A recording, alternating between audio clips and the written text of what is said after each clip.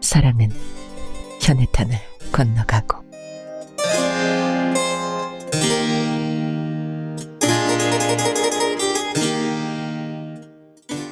내일 배가 떠난대요. 슬픈 7월이었다.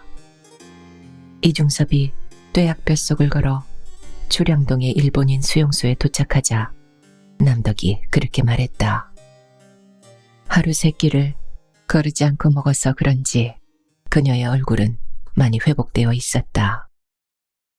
아이들의 움푹 들어갔던 눈도 제자리로 돌아오고 뼈만 앙상하던 볼에도 잡으면 잡힐 만큼 제법 살이 올라 있었다.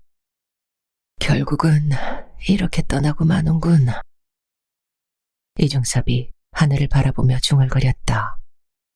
저 안 가면 안 돼요, 여보? 남덕이 안타까운 눈빛으로 물었다. 내게 달라진 것은 아무것도 없어. 걱정하지 말고 가라고. 내가 곧 뒤따라갈 테니까. 정말 오시는 것이죠, 여보? 당신도 일본으로 오시는 것이죠? 그래, 틀림없이 갈게. 당신의 그 말씀을 믿고 가겠어요. 만약에 당신이 오시지 않으면 제가 또 한번 목숨을 걸고 현해탄을 건너올 거예요. 이번에는 아이들까지 있어서 지난번보다 더 힘들겠지만 그래도 전 건너오고 말 거라고요. 알았어. 그림도 열심히 그리시고요. 저 없어서 속상하시다고 술만 드시면 안 돼요. 일본에 가서도 어떻게든지 당신을 도울 방법을 생각해 볼게요. 내 걱정은 말고 남덕이 걱정이나 해. 가슴부터 고치라고. 알겠어요. 일본에는 좋은 약이 있으니까 쉽게 고칠 수 있을 거예요. 남덕아, 우리 밖에 나갈까? 내가 너한테 고깃국을 사주고 싶은데. 당신이나 사 드세요. 저는 여기서도 늘 고깃국을 먹는걸요.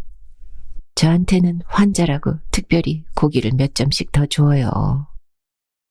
남덕이 고개를 저었다. 하긴 일본에 가면 고깃국을 많이 먹을 수 있을 테니까. 내일 만나자, 남덕아. 조선에서의 마지막 밤을 잘 자거라. 이중섭은 자칫하면 그녀 앞에서 눈물을 보일까 싶어 얼른 돌아섰다. 한참을 오다가 되돌아보자 남덕이 햇살 아래에 서 있었다. 죄인이구나, 내가. 다른 남자들은 모두 씩씩하게 저 자식을 먹여 살리는데. 참담한 심정이 되어 할매 집으로 갔다. 젊어디 젊은 놈이 못됨시 죽을 상인겨. 노파가 퉁박을 주었다. 그런 노파에게 대꾸할 기분이 아니어서 그냥 자리에 주저앉았다. 저 썩을 놈 좀 보소이. 인자는 어른 말에도 대꾸를 않네. 주전자를 가져다 놓으면서 노파가 기우시 들여다보았다. 에이, 할매도 참. 그렇게 말하는 이중섭의 눈가에 이슬이 맺혀 있었다. 할매, 전 앞으로 어떻게 삽니까? 내일이면 남덕이가 일본으로 돌아가는데 전 어떻게 살아야 합니까? 이중섭의 눈에서 기었고 눈물이 기어내려왔다. 맨날 술만 처먹고 댕길 때부터 내가 알아봤지. 아이 놈아, 운다고 뾰족한 수가 있는 줄 알아? 돈이 생기면 생기는 대로 각다구 놈들한테 술 사주고 밥 사주느라 다 써버리는데 어떤 미친년이 붙어 있겠느냐? 그 참 속시원이 잘 돼버렸다. 다른 날과는 달리 노파의 욕을 얻어먹어도 속이 시원해지지 않고 더욱 답답해지기만 했다. 이중섭이 혼자 막걸리 한 배를 다 마셨을 때였다. 조카 영진이와 김인호가 들어왔다. 아니, 숙부님, 내일 숙모님이 떠나신다는데 여기서 이러고 계시면 어떡합니까? 조카 영진이가 조금은 퉁명스레 쏘아붙였다. 갈 갈 사람은 가라지 뭐. 내가 할 일은 아무것도 없잖아. 왜 없어요? 가족들과 오붓한 시간을 보내셔야 할 게 아니에요. 지금이라도 수용소로 가보세요. 방금 가보니까 숙모님이 울고 계시더라고요. 그렇게 하십시오, 섭이 형님. 영진이와 김인호가 권했으나 이중섭이 고개를 내저었다. 나도 그런 생각을 안 해본 것은 아니야. 그렇지만 남덕이가 싫다고 했어. 밖으로 나와 함께 밤을 보내고 나면 일본으로 돌아가지 못할 자신을 알고 있었던 것이지. 내가 남덕이를 보낼 용기도 없고. 앉거라, 너희들도. 우리 소주나 실컷 마시자. 이중섭이 두 사람을 자리에 앉혔다. 술이 없었으면 이 쓸쓸한 세상을 어떻게 살았을까. 김인호의 잔에 먼저 막걸리를 따르면서 이중섭이 중얼거렸다. 그런 그의 눈은 물기로 번들거렸다. 그날 밤은 범천동의 판잣집에서 셋이 함께 잤다. 다음날 아침에 영진이가 숙부의 속을 풀어준다고 콩나물국을 끓였으나 이중섭은 한 모금도 목구멍으로 넘길 수가 없었다. 남덕이가 떠난다는 생각이 목을 메이게 했다. 막걸리나 한 대 사오너라. 숙부의 말에 조카가 말없이 밖으로 나갔다. 그 사이에 김인호가 말했다. 영진이가 곧 군에 입대한답니다, 섭이 형님. 이번 학기가 끝나고 9월이 오면 말입니다. 뭐라고? 어떻게 말씀드릴까 고민을 하고 있었습니다. 그래서 제가 미리 귀띔을 드리는 것입니다. 영진이 스스로 말하기 전에는 모른 체 하십시오. 다들 내 곁에서 떠나는군.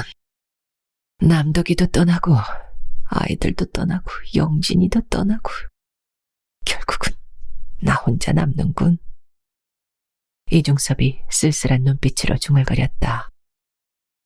영진이 사온 막걸리를 혼자서 다 마시고 얼큰한 기분이 되어 주량동으로 갔다. 막 아침밥을 먹은 송환자들이 밖으로 몰려나와 줄을 서고 있었다. 아이가 딸린 여자들이 많았다. 그 가운데서도 남덕이가 양손에 하나씩 붙잡고 있는 태연이와 태성이의 행색이 제일 초라했다. 미안하구나, 남덕아. 이중섭의 말에 남덕이 고개를 저었다. 그런 말씀 마세요. 당신과 함께 있는 동안 전 행복했어요. 많이 더 행복했겠다. 도착하는 대로 편지하거라. 날마다 쓸게요. 당신도 꼭 답장하세요. 그래. 이중섭의 눈길이 하늘로 갔다. 청잣빛 하늘이 뿌옇게 흐려 보였다. 손바닥으로 눈밑을 쓱 훔치는데 줄이 움직이기 시작했다. 셋이서 남덕이와 나란히 서서 걸었다. 부산항에 도착하자 바로 승선이 시작되었다. 화물선의 선창을 임시객실로 만든 배였다. 그래도 부관연락선이었던 금광암보다 컸다. 배가 생각보다 크군. 어지간한 파도에는 꿈쩍을 않겠군. 아이들이 배멀미를 덜하겠어요. 그래, 다행이야, 아주. 당신 술 많이 잡수시지 마세요. 그림 열심히 그리시고요. 해질 때까지 잔소리를 하는군. 태연아, 태성아, 엄마 말씀 잘 들어야 한다. 이중섭의 말에 태연이가 눈을 똘방거리며 물었다. 아빠는 함께 안 가? 아빠는 조금 이따가 갈게. 나중에 가서 태연이 자전거도 사주고 그럴게. 자전거를 사준다는 말에 태연이가 손뼉을 치며 풀짝 뛰었다. 그런 녀석을 부둥켜 안고 볼을 비벼주었다. 잘 가거라, 내 아들아. 이중섭의 가슴으로 눈물이 흘렀다.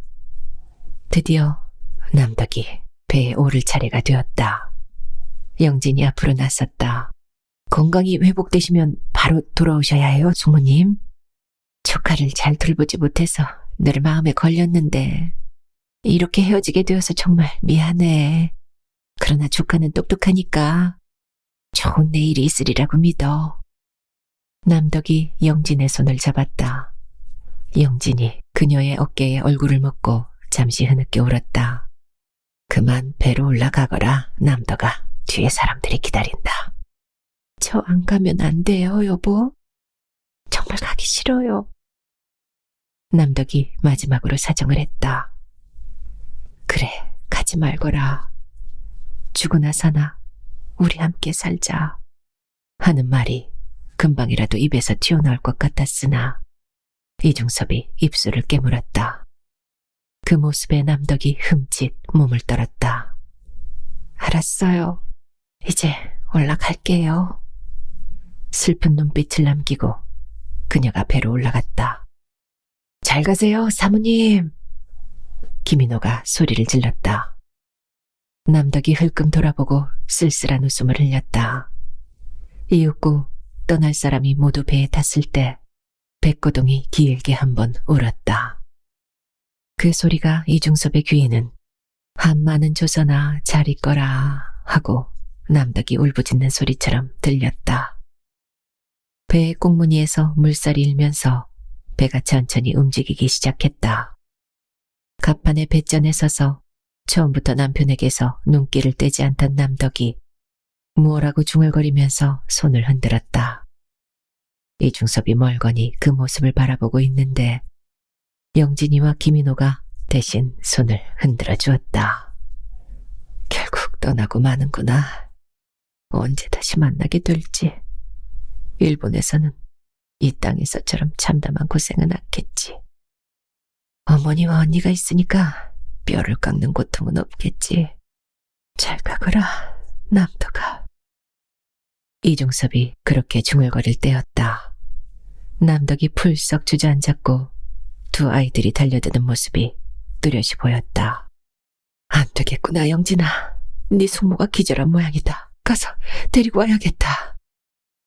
이중섭이 배를 향해 뛰어갔다. 그러나 배는 저만큼 떠나고 있었고 영진이와 김인호가 양쪽에서 팔을 하나씩 붙들었다. 남덕아, 남덕아. 이중섭이 소리쳐 불렀다. 그러자 남편의 울부짖음을 알아들은 듯이 남덕이 다시 갑판의 뱃전에 얼굴을 드러냈다.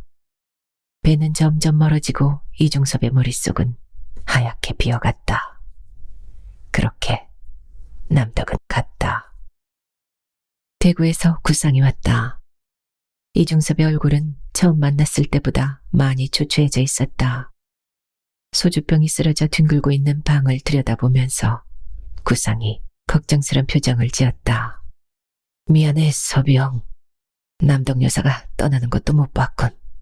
친구의 도리가 아닐세. 방으로 들어온 구상이 그렇게 말했으나 이중섭의 대꾸는 없었다. 그의 머리맡에 은지와 한 점이 있었다. 벌거숭이 네 가족이 부둥켜 안고 있는 모습을 그린 그림이었다. 그래도 서비영은 다행이야. 보고 싶으면 이렇게 그림이라도 그릴 수가 있잖아. 그만 정신을 차려. 서비영이 날마다 이러고 있는 줄 알면 남덕 여사가 얼마나 속이 상하겠어. 구상이 달랬다. 그제서야 부스스 일어나 앉은 이중섭이 말했다. 남덕이는 속이 상해야 돼. 그것도 아주 많이 상해야 한다고. 그건 또 무슨 소리야. 나를 버리고 갔거든. 상영도 알지? 우리나라의 아리랑에 나를 버리고 가시는 님은 심리도 못 가서 발병 난다고 했잖아. 요즘엔 그 심정을 알겠어. 아이, 참 사람도 아주 영영 헤어질 사람처럼 말하는군. 아무도 버린 사람은 없어. 어쩔 수 없는 사정 때문에 잠시 헤어져 있을 뿐이라고. 곧 다시 만나게 될 거야. 기운을 차려. 구상의 말에 이중섭이 반색을 했다. 그렇지, 상희영. 내가 남덕이를 버린 것이 아니지? 우린 곧 만나게 되겠지? 그럼 머지않아 만나게 될 것이라고. 구상의 대답에 이중섭이 갑자기 서두르기 시작했다. 그림을 그려야 되는데 남덕이한테 약속을 했거든. 열심히 그림을 그리겠다고. 그런데 난 겨우 은지와밖에 그릴 수가 없어. 구상은 그가 왜 은지와밖에 그릴 수 없다고 얘기하는지 까닭을 알 수 있었다. 방 안 어디를 둘러보아도 물감이 보이지 않았다. 그에게는 물감을 살 돈이 없었던 것이었다. 나가 서비형, 내가 막걸리 사줄게. 구상이 먼저 자리에서 일어섰다. 막걸리는 싫어. 사주려면 소주를 사줘. 소주는 안 돼. 빈속에 소주를 마시면 장자가 깎여. 막걸리는 싱거워. 소주라야 취해. 소주를 마셔야 남덕이를 잊을 수가 있고. 억지로 잊을 것이 뭐가 있어. 생각이 나면 얼마든지 생각을 하라고. 그리우면 얼마든지 그리워하고. 시인의 말은 확실히 좋네. 나한테 아직까지 그런 말을 해준 사람은 없는데 생각나면 생각하고 그리우면 그리워하라. 참 좋은 말이야. 그들은 밖으로 나왔다. 8월의 땡볕이 거리를 가득 채우고 있었다. 난 부동에 나가지. 박 선생한테 부탁할 것도 있고. 구상의 말에 이중섭이 고개를 끄덕였다. 박형을 만난 지도 오래되었네. 남덕이가 떠난 며칠 후던가 돼지고기와 소주를 가지고 왔었는데 그날은 너무 취해서 고맙다는 말도 못했거든. 서병이 밀다원 다방에 잘 안 나가니까 그렇지. 귀찮아서 그랬어. 만나는 사람들마다 나를 위로하려고 들잖아. 그들은 마치 남덕이가 죽은 것처럼 나를 위로하려고 했어. 그렇지만 남덕이가 죽은 것은 아니잖아. 잠시 헤어져 있을 뿐이 아니냐고. 그건 그래. 그러니까 서비형이 씩씩해져야 한다고. 늘 소주만 마시고 취해서 울고 그러니까 친구들이 그러잖아. 하지만 아내를 멀리 보내놓고도 맨정신으로 살면 그것도 이상하잖아. 슬픈 척, 그리운 척이라도 해야 할 거 아니냐고. 뭐라고? 구상이 어이가 없어 소리를 질렀다. 상이 형, 사실은 말이야. 내가 그런다고. 남덕이 하나도 안 그립고 안 보고 싶다고. 괜히 그런 척 해보는 것이지. 나는 요즘 그렇게 홀가분할 수가 없어. 남덕이 초량동의 가죽 창고에 있을 때는 술을 마셔도 마음이 편하지가 않았는데 요즘은 마음이 편해. 잔소리쟁이 마누라가 곁에 없다 생각하니까 술맛이 훨씬 더 나고 말이야. 그러니까 더욱 부지런히 그림을 그려야지. 김한기 선생처럼 개인전도 한번 갖고. 그래. 앞으로는 열심히 그릴게. 상이 형이 하라는 일이면 무엇이든 다 할게. 그들이 박구석의 술집에 도착했을 때 그가 혼자서 소주를 마시고 있다가 맞아주었다. 대낮부터 혼자서 웬 술입니까? 좀처럼 그러지 않던 박구석이 혼자서 소주를 마시며 흐트러진 모습을 보이는 것이 이상했는지 구상이 눈을 크게 뜨고 물었다. 괴로워서 그럽니다, 구 선생님. 그리면 그릴수록 그림에 대한 절망감만 커갑니다. 그래서 술을 마십니다. 두 사람이 박구석의 자리에 앉자 그의 아내가 잔을 챙겨다 주었다. 너무 패가 많습니다, 아주머니. 하고 이중섭이 인사를 하자 그녀가 말했다. 별 말씀을 다 하십니다. 부인께서 일본으로 돌아가셨다면서요? 많이 속상하시겠어요? 아닙니다. 그저 좋기만 합니다. 잔소리하는 사람이 없어져서. 이중섭이 싱거운 웃음을 흘렸다. 박구석이 술병을 들어 두 사람 앞에 잔을 채웠다. 드십시다, 쭉. 박구석이 소주잔을 들고 말했다. 구상이 고개를 저었다. 두 분이서 드십시오. 전 당분간 금주령이 내렸습니다. 서 여사가 술 먹지 말래? 술을 마시면 아예 쫓아낸다고 하더군. 구상이 쓸쓸한 웃음으로 대꾸했다. 상영은 좋겠네. 술 마신다고 쫓아낼 마누라도 있고. 서병도 멀지 않았는데 뭘. 싫어. 난 오래오래 혼자 살 거야. 이중섭이 소리를 지르면서 고개를 내저었다. 그런 그의 눈에 물기가 고였다. 그 모습에 구상은 가슴이 아팠다. 그리고 이중섭의 그런 방황이 오래갈 것 같은 예감에 기분이 우울했다. 바다의 절반쯤 빠진 해가 부채살 모양의 빗살을 하늘로 뿜어 올릴 때 그들은 밥구석의 술집을 나왔다. 상희 형, 저녁에는 나랑 함께 자. 이중섭이 말했으나 구상이 고개를 내저었다. 나도 그러고 싶지만 저녁에 대구에서 볼 일이 있어. 오늘은 술 그만 마시고 일찍 들어가. 술에 취해야 남덕이 생각도 않고 쓰러져 잠들 수가 있다고. 맨숭맨숭한 정신으로 남덕이를 생각하면 가슴에 피가 마르는 것 같아. 생각나면 생각하라니까. 그걸 잊으려고 술을 마시는 것은 자신을 학대하는 일이라고. 나, 서병이 그러는 거 싫어. 남덕이 가고 나니까 상희 형이 마누라처럼 잔소리를 하네. 이중섭이 쓸쓸하게 웃었다. 구상과 헤어진 그는 발걸음이 자꾸만 충무동으로 가려는 걸. 안 돼. 상희 형이 술을 그만 마시라고 했어. 하면서 범천동으로 들었다. 그림을 그려야 하는데 환기영처럼 개인전이라도 열어서 돈을 만들어야 남덕이를 만나러 일본에 갈 수 있을 텐데. 그런 생각이 끊임없이 머릿속을 맴돌았다. 그러나 그에게는 그림을 그릴 물감이 없었다. 화포도 없었다. 은지화만 가지고 전시회를 하면 사람들이 미쳤다고 하겠지. 그는 킬킬거리며 범천동의 판잣집으로 돌아왔다. 남덕아, 나왔다.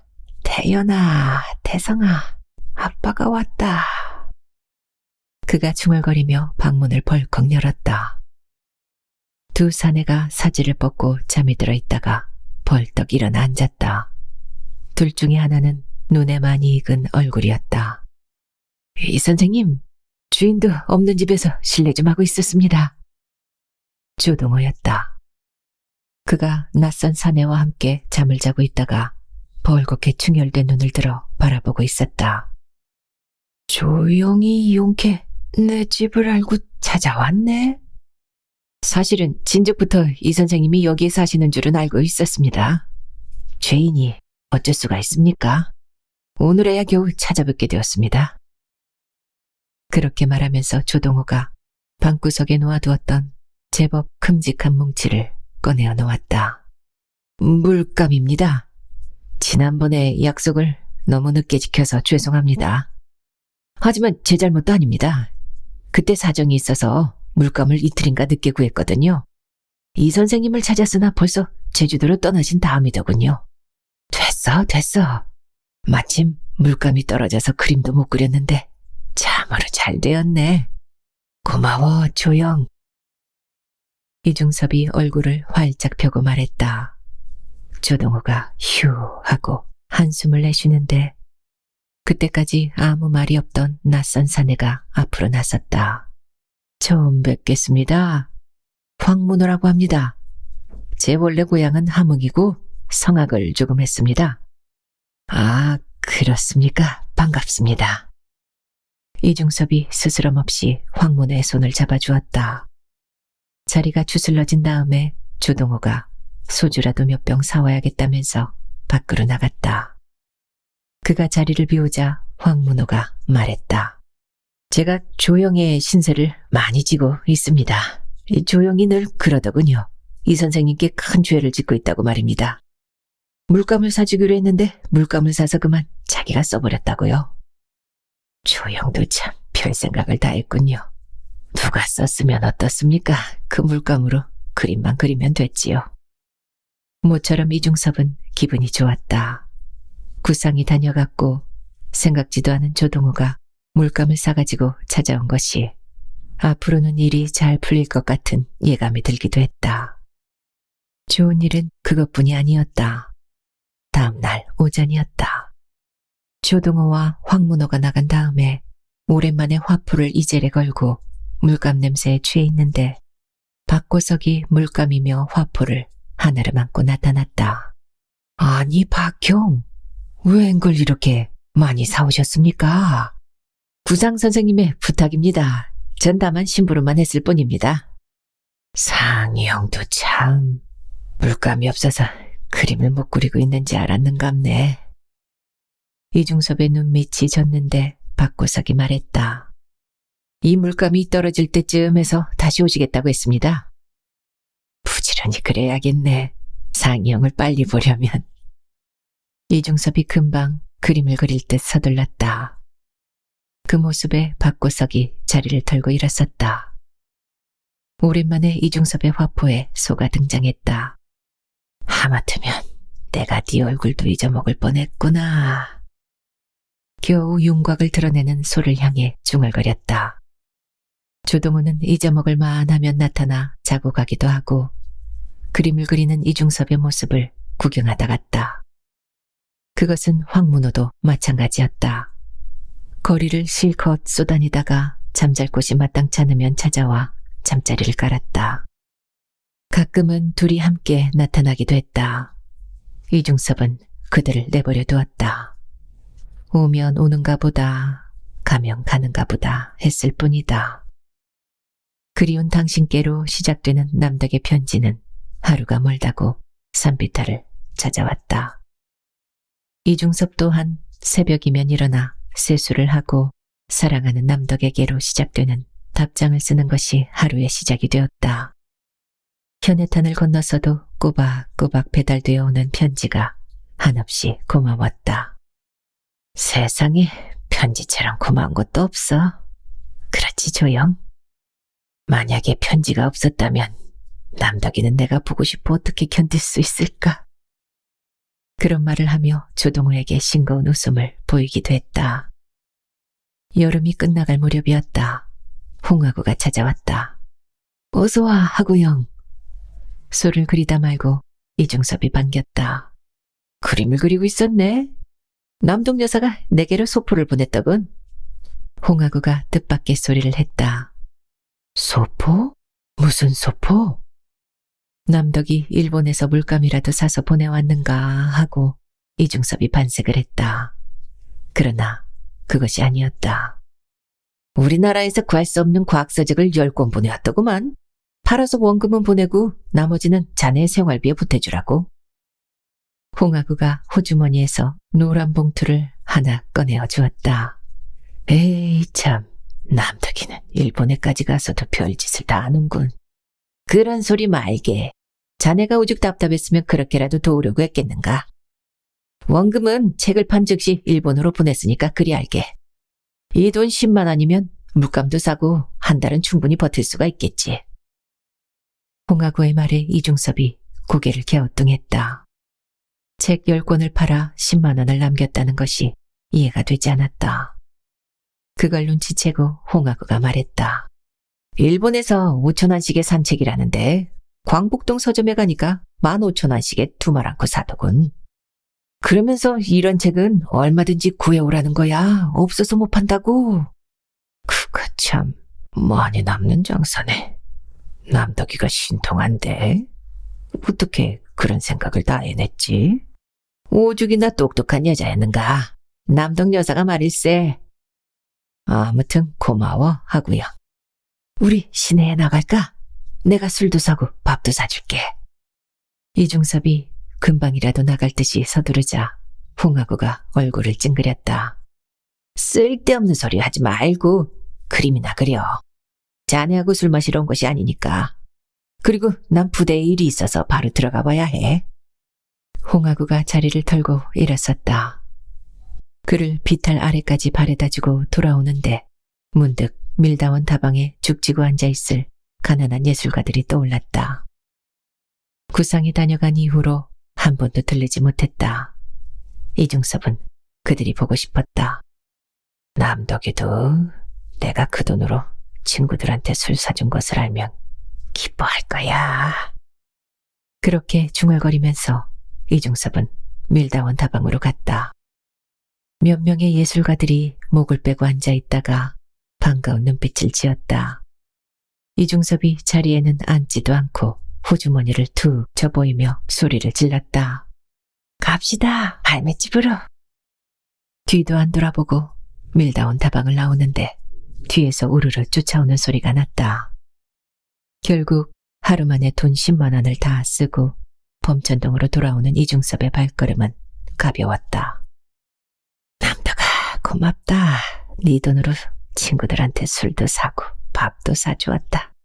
너도 기쁘지? 다음날 새벽에 이중섭은 어제 친구들한테 술을 사준 얘기를 남덕에게 보낼 편지에 장황하게 썼다. 그래도 나는 술에 취하지 않았다. 남덕이 네가 걱정할까 싶어서 술을 아주 조금만 마셨단다. 그러나 다음부터는 책을 사 보낸다든지 하는 일은 그만두거라. 네가 그럴수록 내가 괴롭고 부담스럽다. 편지의 끝에 그렇게 썼다. 남덕이한테서 잘했다는 답장이 온 것은 2주일쯤 후였다. 당신이 술을 조금만 드셨다니 그것이 더욱 기쁘다는 말도 함께 있었다. 그리고 한 달쯤 지나서였다. 남덕에게서 또 책이 왔다. 이번에는 홍하고를 거치지 않고 이중섭이 직접 찾을 수 있게 배편으로 왔다. 등기로 붙여온 소화물표를 가지고 이중섭이 부두로 나가 책을 찾았다. 마침 찾아온 조동호와 함께 책 500권을 찾아가지고 광복동의 책방으로 갔다. 이중섭이 책을 팔러 왔다는 말을 차마 못하고 있는데 조동호가 나섰다. 일본에서 온 책을 좀 팔려고 왔습니다. 그래요. 어디 좀 봅시다. 쓸만한 책인가 어떤가. 책방 주인이 반색을 했다. 그 모습에 이중섭이 안도의 한숨을 내쉬었다. 책을 안 사겠다고 하면 어떻게 할까 하고 속으로 은근히 걱정을 하던 참이었다. 책이야 좋은 책이지요. 조선에서는 구할 수 없는. 조동호가 책구러미를 풀자 책방 주인이 눈을 반짝이면서 한 권씩 일일이 확인을 했다. 한 권에 얼마씩이나 주시겠습니까? 조동호가 물었다. 책방 주인이 잠시 생각하다가 대답했다. 몰아서 권당 15,000원씩 드리겠습니다. 이중섭이 좋습니다. 주십시오 하려는데 조동호가 옆구리를 쿡 찔렀다. 어렵게 구해온 책입니다. 그리고 이런 책이 지금 부산에서 3만 원씩에 팔리는 것을 알고 있습니다. 한 권에 18,000원씩은 받아야겠습니다. 조동호의 말에 책방 주인의 표정이 굳어졌다. 에헤이, 손님도 참. 그렇게 받을 수 있는 것이 있으면 가져가십시오. 손님 말씀대로 내가 이 책을 3만 원씩에 팔아먹는다고 칩시다. 그러나 이것은 오늘 샀다가 내일 팔아먹는 장사가 아니지 않습니까? 난 또 책이 팔리기를 한정없이 기다려야 합니다. 목돈을 투자해놓고 말입니다. 그동안 이자를 생각하면 별로 남는 장사도 아니죠. 좋습니다. 그러시다면 16,000원씩만 주십시오. 조동호가 선선히 2,000원을 양보하고 나왔다. 그래도 책방 주인은 고개를 내저었다. 조용, 주인 아저씨 말씀대로 하자고. 지난번에도 15,000원씩 받았다고 했어. 그것이 정상적인 가격인 모양이라고. 이중섭의 말에 조동호가 한 걸음 물러섰다. 이 선생님의 생각이 그러시다면 그렇게 하십시오. 어차피 이 선생님의 책이니까요. 그럼 그렇게 하시는 겁니다. 책방 주인이 안으로 들어가더니 돈뭉치를 가지고 나왔다. 750만 원을 받아가지고 책방을 나오는 이중섭의 기분은 묘했다. 250만 원을 남덕에게 보낸다고 해도 500만 원이라는 큰 돈이 고스란히 떨어지는 것이었다. 이 돈을 가지고 정말 남덕이한테나 갈까? 머릿속에 문득 그녀가 보낸 편지 한 구절이 떠올랐다. 아무리 돈 가치가 없는 조선이라고 해도 500만 원쯤 되는 돈이라면 작은 전세방도 얻을만하며 당신이 마음만 먹는다면 일본으로 올 수 있는 배편을 구할 수도 있을 것입니다. 제 욕심으로는 당신이 일본으로 건너오시기를 학수고대합니다만 결정은 당신이 내리십시오. 이중섭이 어떻게 할까 궁리를 하고 있는데 조동호가 말했다. 사모님께서 얼마씩에 사보내셨는지는 몰라도 책 장사 그거 할 만한 것 같은데요. 왜? 조용도 책 장사를 하고 싶어서? 전 일본에 아는 사람도 없는걸요 뭐. 조동호의 얼굴이 쓸쓸했다. 그런 그가 안 돼 보여서 이중섭이 말했다. 오늘 조용히 애를 많이 썼는데 우리 어디 가서 술이나 한잔할까? 조용 가고 싶은 곳이 있으면 얘기해. 원하는 곳에서 술을 사줄게. 오늘은 싫습니다. 어서 집으로 돌아가십시오, 이 선생님. 그런 큰 돈을 들고 술을 마시다가 자칫 날치기라도 당하면 어쩝니까? 조동호가 이중섭을 많이 생각하는 체 하며 고개를 저었다. 조용히 술을 마다할 때도 다 있네. 이중섭도 꼭 술을 마시고 싶었던 것은 아니었으므로 일찍 집으로 돌아왔다. 천장 속에 돈 뭉치를 숨겨놓고 이젤 앞에 섰으나 붓이 손에 잡히지 않았다. 자꾸만 눈길이 돈이 들어있는 천장으로 갔다. 다음 날이었다. 저녁 내 곰곰이 생각한 끝에 일본행을 미루기로 마음을 고친 이중섭이 돈 600만 원을 남덕에게 붙여주기로 작정하고 우체국으로 갔다. 그런데 일요일이라서 우체국 문은 굳게 닫혀 있었다. 에이 참, 일요일인 줄도 모르고 살았네. 그렇게 중얼거리면서 판잣집으로 돌아오자 황문호가 기다리고 있었다. 황영이 와 있었네. 옆구리에 낀 돈뭉치가 부끄러워 이중섭이 그렇게 얼버무렸다. 어디 다녀오십니까? 황문호의 눈길이 얼핏 돈뭉치를 훑고 갔다. 우체국에 좀. 하필이면 일요일이라서 허탕을 쳤어. 그러셨군요. 요즘 세월이 좋으신 모양입니다, 이 선생님.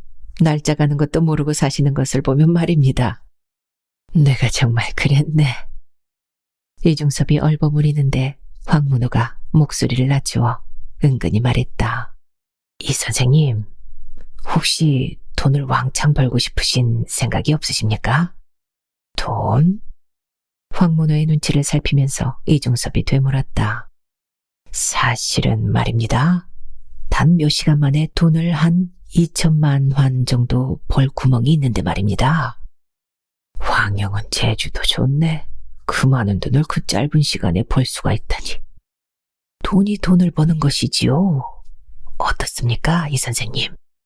저한테 한 700만 원만 투자하실 생각이 없으십니까? 700만 원이나? 내게 그런 돈이 어딨어?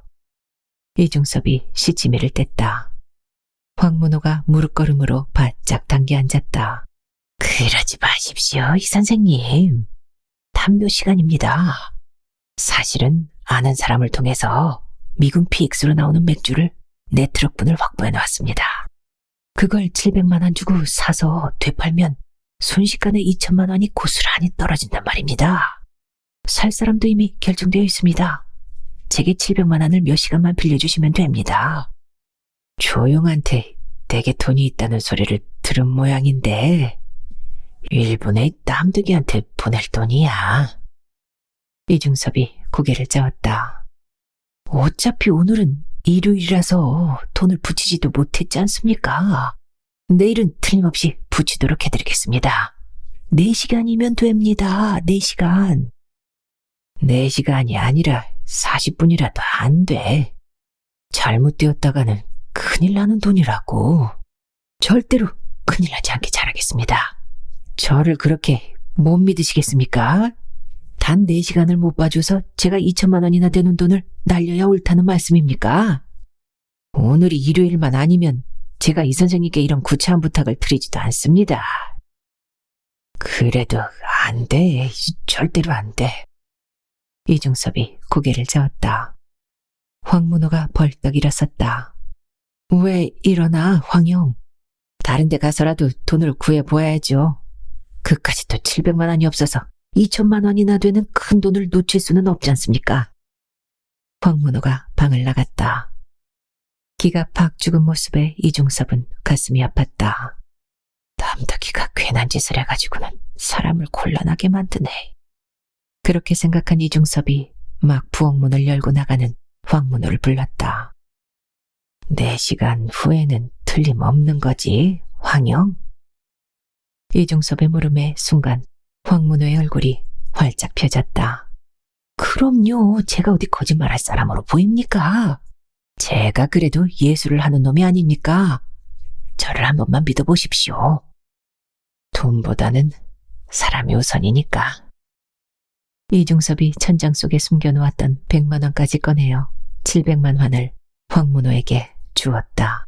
고맙습니다, 이 선생님. 오늘 해가 지기 전까지는 틀림없이 돈을 돌려드리겠습니다. 염려 마시고 기다리십시오. 돈뭉치를 옆구리에 낀 황문호가 서둘러 돌아갔다. 이중섭은 그가 돈을 가지고 오지 않으리라는 생각은 털끝만큼도 하지 않았다. 남은 50만 원으로 가난한 예술가들이나 만나러 갈까 하다가 해지기 전에 돈을 가지고 오겠다는 황문호를 믿고 집에서 그림을 그리기로 했다. 그러나 그는 해가 지고 날이 어두워져도 나타나지 않았다. 싱거운 사람 같으니라고 일이 잘못되었으면 찾아와서 이 얘기라도 할 것이지. 그런 생각을 하면서도 불안감은 없었다. 그러나 다음 날도 그 다음 날도 황문호는 나타나지 않았다. 그제서야 혹시 이 친구가 하는 불안감이 스쳐갔다.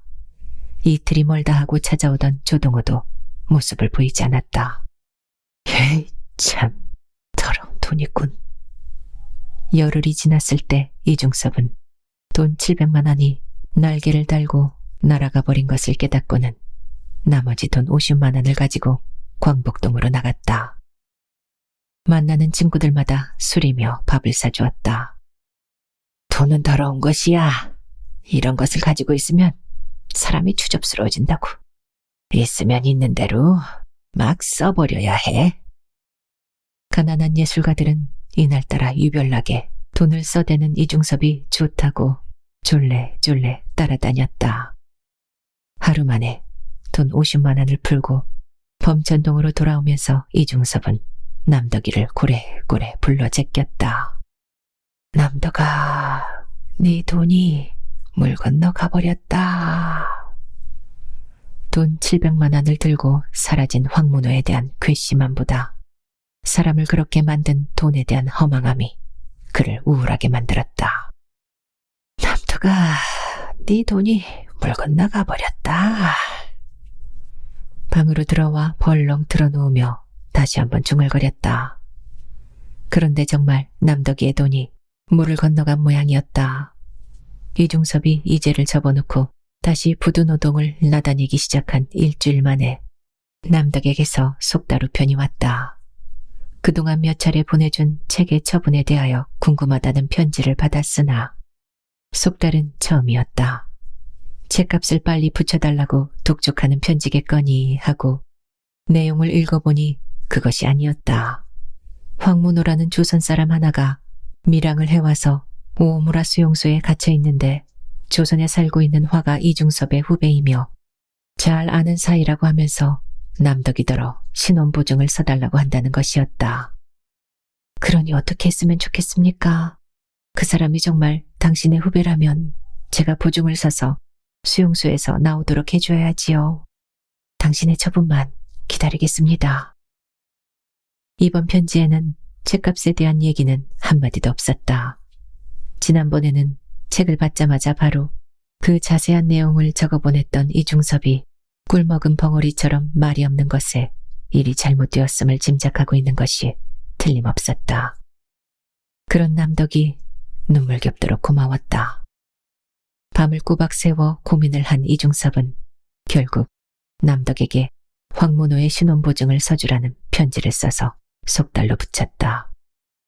그 녀석이 책값을 사기 쳐먹고 일본으로 밀항한 놈이니 일본 경찰에 고발을 하여 나머지 돈이라도 찾으라는 얘기를 하고 싶은 생각이 없는 것도 아니었으나 그렇게 되면 결국 일본인들 앞에서 조선 사람의 추한 꼴만 보인다는 생각에 책값 얘기는 언급하지 않았다. 편지의 말미에다만 신원보증을 써줄 뿐 다른 도움은 일체 주지 말라는 말만 덧붙였을 뿐이었다. 그 편지를 붙여놓고 이중섭은 충무동 할매집으로 갔다. 쇠주 좀 주쇼, 할매. 그의 입에서 쇠주라는 말이 서슴없이 나왔다. 그런 그를 노파가 이상하다는 눈초리로 흘끔 바라보았다. 그 잘하던 욕짓거리도 하지 않았다. 오늘 술값은 외상이요, 할매. 소주와 안주를 챙겨주는 노파에게 이중섭이 불쑥 말했다. 그러자 노파의 입꼬리가 비틀어지면서 욕짓거리가 쏟아져 나왔다. 썩을 놈. 인상 팍 쓰고 들어올 때부터 외상인 줄 알았다, 이놈아. 왜 웃는 낯으로 외상 달래면 안 줄까 싶어서 우거지상을 였냐? 소주를 몇 잔 자작해서 마신 이중섭이 노파에게 불쑥 물었다. 할매는 다 늙어가지고 뭐 때문에 술 장사를 합니까? 이놈아, 돈이 웬 수라서 하지 지랄났다고 이 장사를 하겠냐? 더러운 돈을 벌어서 무엇에 쓰려고요? 돈이 더럽간디, 이놈아. 돈을 더럽게 쓰는 사람이 더러운 것이지. 아무래도 무슨 일이 있지 싶었는지 노파가 새삼스레 이중섭을 찬찬히 살폈다. 혼자서 소주 2병을 마신 이중섭이 벌떡 일어나 할매 집을 나왔다. 얼큰하게 취한 기분으로 거리를 바라보니 오가는 사람들의 모습이 우스워 보였다. 모두 웃기는 모습으로 보였다. 추한 사람들이야. 모두가 추해. 이중섭이 사람들을 향해 침을 퇴 뱉으며 비틀비틀 걷다가 밀다원 다방으로 들어갔다. 옹기종기 앉아있던 가난한 예술가들이 반색을 했다. 오늘은 나 돈 없어요. 누구에게 할 것도 없이 소리를 질러놓고는 빈자리에 털썩 주저앉았다. 구석 쪽에 누군가와 앉아있던 김영주가 다가왔다. 무슨 일이야, 중섭이? 오늘은 혼자서 취했군? 할매집에서 나 혼자 외상술 좀 마셨지. 미안해, 영주야. 나 혼자 술을 마셔서. 그런 이중섭의 눈은 텅 비어 있었다. 김영주는 이중섭에게 말 못할 고통이 있는 것을 눈치챘다. 정말 무슨 일이야? 고민이 있으면 함께 나누자고. 내가 남덕이한테 못할 짓을 했어. 내가 죽일 놈이야. 이중섭이 밑도 끝도 없이 그런 소리를 했다. 남덕 여사한테 왜? 내가 남덕이한테 그랬어. 너 같은 것은 하나도 안 보고 싶다고. 사랑하지도 않고 그리워하지도 않는다고 했어. 내가 편지에 그렇게 써보냈어. 남덕이가 그 편지를 읽으면 막 울 거라고.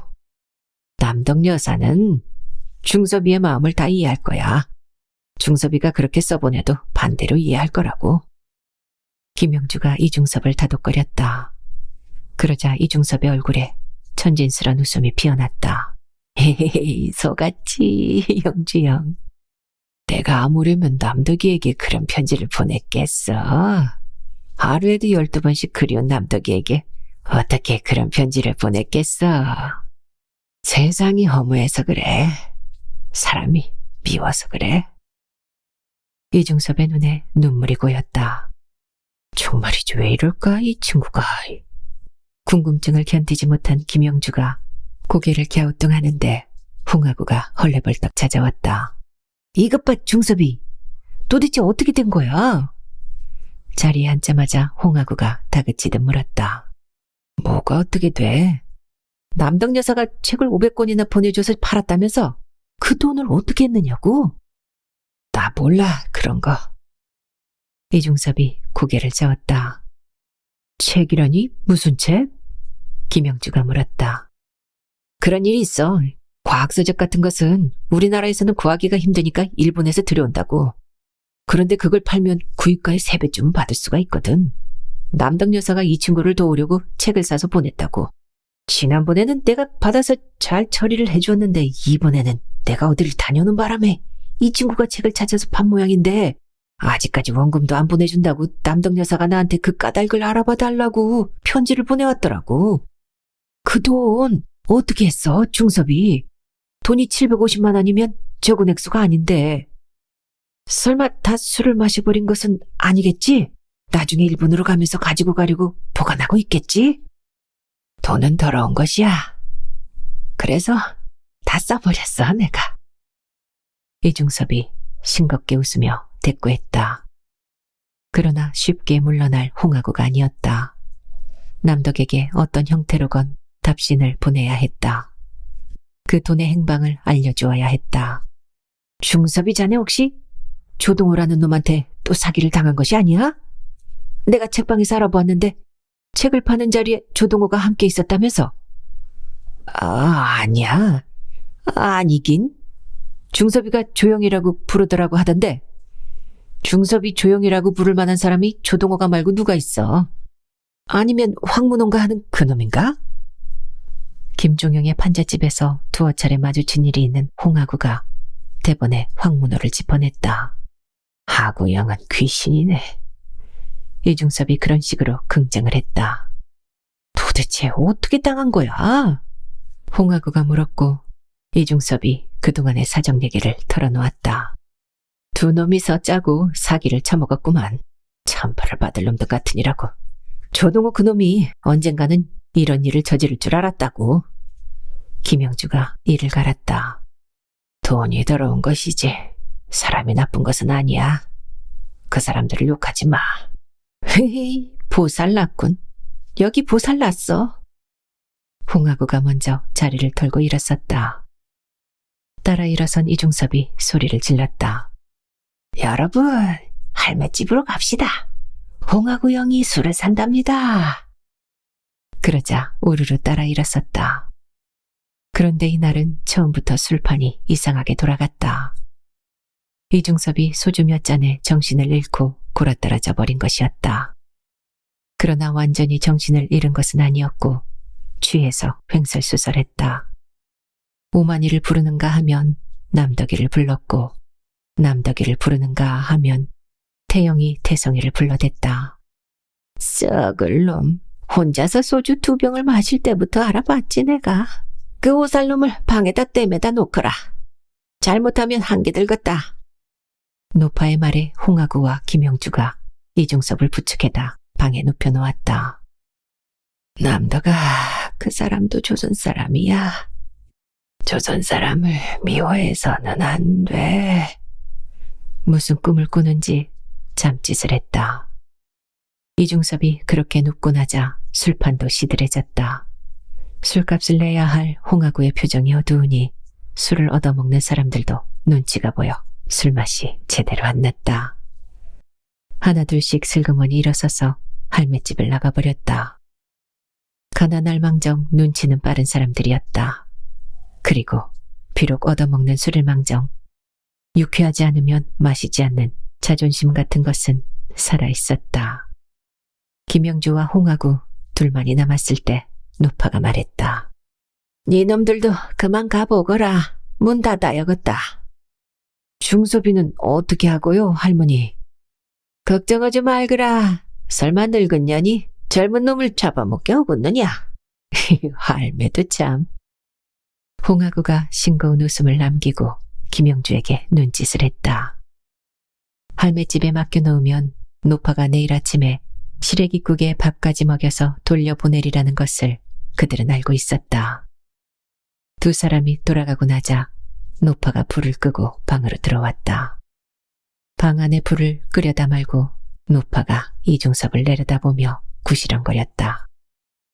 불쌍하고 불쌍한 놈. 마누라 자식들을 그 먼 일본 땅으로 보내놓고 얼마나 속이 상했고. 그러나 그때 이중섭은 잠이 든 것이 아니었다. 노파의 구시렁거리는 소리가 귀에 그대로 들려왔다. 오마니. 이중섭이 눈을 뜨며 가만히 불렀다. 안 자고 있었냐? 노파가 이빨을 드러내고 늙은 암소처럼 웃으며 물었다. 사실은 오마니 옆에서 자고 싶어서 친구들을 속였지. 썩을 놈. 애미 품이 그리웠던 게로구나. 그래, 같이 자자. 너나 나나 호를 단신. 너는 나를 어미 삼고 나는 너를 아들 삼아 같이 자자. 노파가 이중섭의 등을 토닥여 주었다.